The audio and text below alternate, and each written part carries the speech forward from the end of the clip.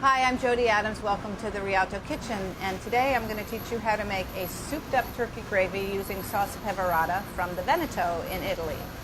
First thing I'm going to do is make the gravy.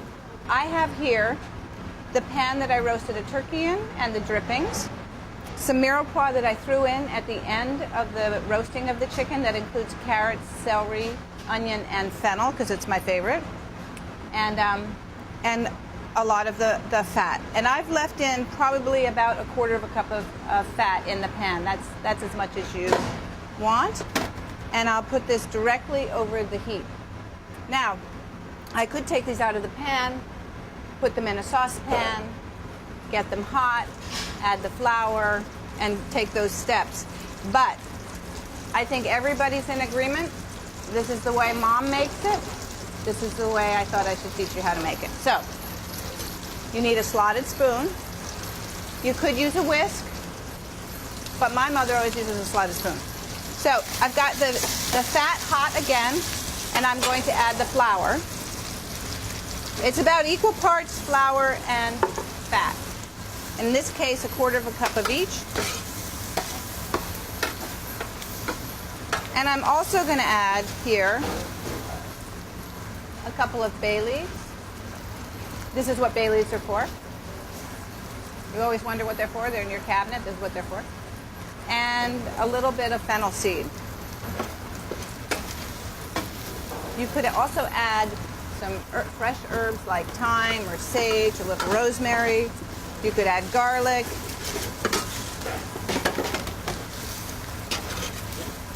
So cook this until the flour starts to brown. You can see it gets a nice caramel color. And don't be scared to take it off the heat if it's starting to get too brown. And now I'm adding some Marsala. You could add sherry, you could add Madeira, you could add white wine, red wine. You could skip the wine altogether. But I think it gives a nice base of flavor to the gravy.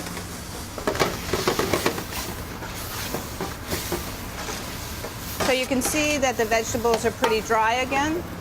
The Marsala has reduced. And now I'm going to move to the stock.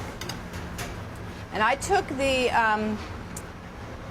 wingtips and the neck and the giblets from the turkey and roasted them and made a stock.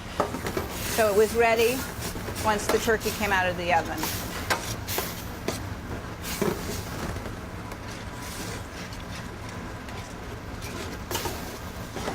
You have to keep this moving because the flame is hitting one spot in the pan. And you don't want that to get too dark. So that's nice and thick. I'll add another ladle.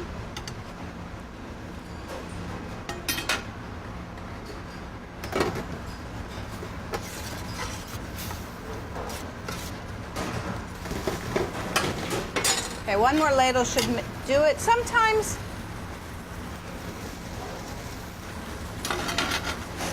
you need a little more stock, but because a gravy shouldn't be too thick. It's a little salt and pepper.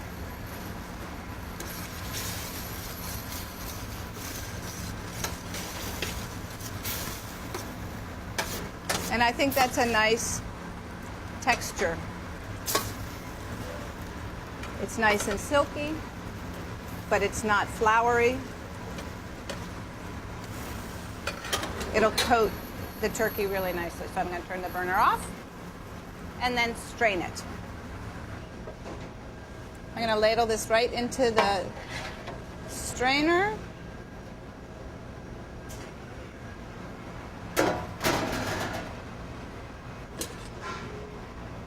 And you see you have this nice, beautiful, smooth, silky, caramel-colored gravy. So the peverada is done, our gravy is done. I have a beautiful plate of turkey, and I'm going to combine the two sauces. Now you can add all of the peverada to your gravy, and that'll make a nice rich sauce, or you can see how much you'd like to put in. So I'm going to just start with a ladleful of the peverada and put it into the gravy and give it a stir. And of course, you have to taste it at every step of the way.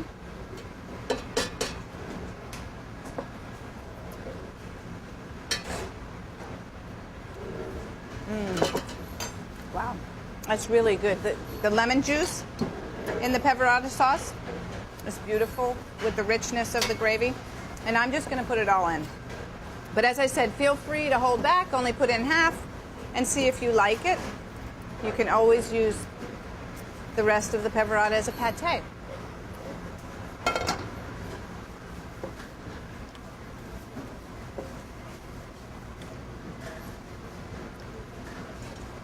So, this year, when you start your turkey and you pull out the sack and you say, what am I going to do with the liver? Here's the answer.